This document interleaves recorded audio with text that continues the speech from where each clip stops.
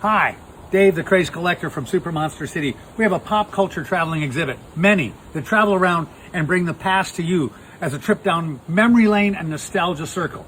Now, we're going to do something about 8mm films. It's going to be a bit long, but if you like old technology, you better take a look at this. Because back in the day, before there was VHS tapes, when there were only 3 networks, before there was cable, before there was streaming, these were how you'd watch a movie at home. Oh my God.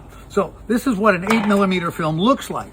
It's celluloid, and we're going to do in the next chapter of this, we're going to say you put that on a clickety-click projector, and suddenly you'd have a 12-minute movie. It would be silent, and they'd have intertitles. My dad had those projectors, and we ordered these through the mail, or maybe you could buy them at like Ward's or Sears or maybe a dime store. But we loved them because they had great lurid covers, and they were exciting.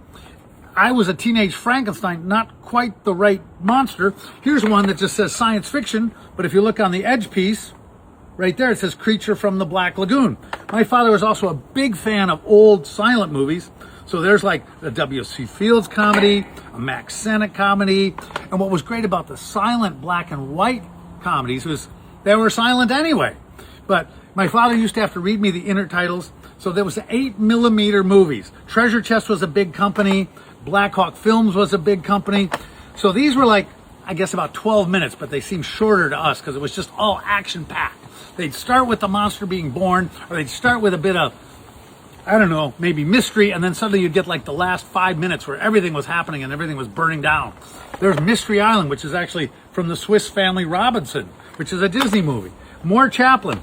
And the way we used to buy these, I'll just be real quick, is, so like right there, take a look. This is Famous Monsters of Filmland, and there's all the 8mm movies that you could buy. And they were about $5 a piece. Oh my God, $5.75. And everything you could ever want. So we used to pore over this and bug my father what to buy. And a few of them are right there in that pile. And then here, you could even buy a movie projector. Oh my God, for $10, and they would ship it to you. So these are 8mm movies. This was how you watched movies in the privacy of your own house, silent, with intertitles, and your dad thread the projector. Now, in the next episode of 8mm, we're going to unload the projector. So stay tuned. It'll be up soon. See you later. Bye-bye.